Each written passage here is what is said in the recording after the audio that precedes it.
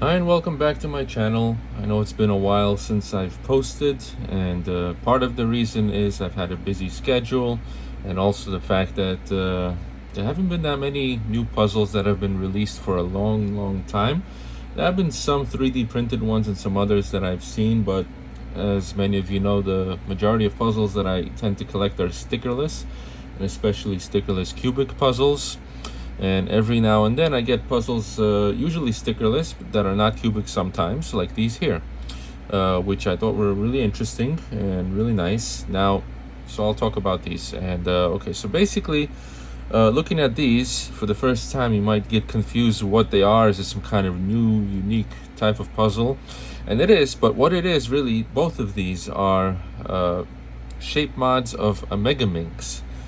And I thought this is a very clever way to make shape mods of both of them. And as soon as I saw them for sale, first I saw this one for sale, and there were like 4 variations, and I like this one the best, so I ordered this. And then like a week later, this one popped up, and I ordered this as well.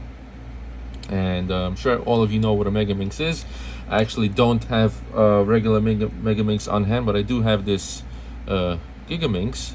And so this is basically, these two are a shape mod of Megaminx. So this one, I've solved both of them, and the solve is actually straightforward, just like you would with a Megaminx, but it's technically like a super Megaminx since the orientation of the centers matter.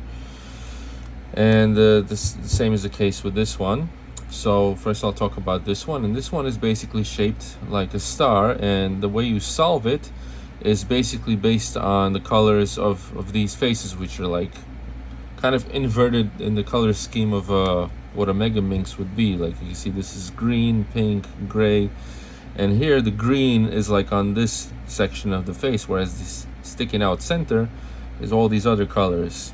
And so when solving this, I just orient these pieces until I get like the green color. Obviously the edges are all scrambled and the corners scrambled, but these central pieces, they never like move around except just turning. So you just turn them into position, and then you turn this into position by matching it up with some of the other pieces, and then you pretty much put in everything as you would with a Megaminx.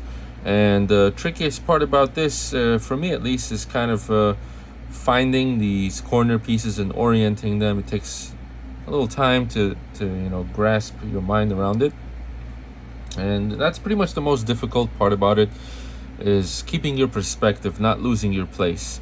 And if you're someone who's solved a lot of shape mods and like weird unique puzzles, then this won't be too difficult for you. But if you're someone who knows how to solve a Megaminx but has not solved many shape mods, then this is going to be a bit of a challenge for the first few solves, until your mind gets used to it, because you'll be solving it and then you forgot like which way you were holding it, which layer you were doing. And this one at the moment is scrambled. I've already solved this one a few times, as well as this one. And what I really love about this one is how it looks scrambled. So many colors, and they look very nice. And I've counted, and it's basically 32 faces, but it's 20 colors. And some of the colors are very close, very similar. Like these 2 greens are actually slightly different shades. And so basically there's 4 shades of greens, like 2 light and then 2 dark, which also look very similar, but these are actually different shades, and like 4 shades of blue, and so on and so forth. And so this one, you can see if I turn this layer here, this is basically a Megaminx face. It has the center, the edges, and the corners. Now the corners, they don't have any orientation, so solving the corners on this one is much easier than it is on this.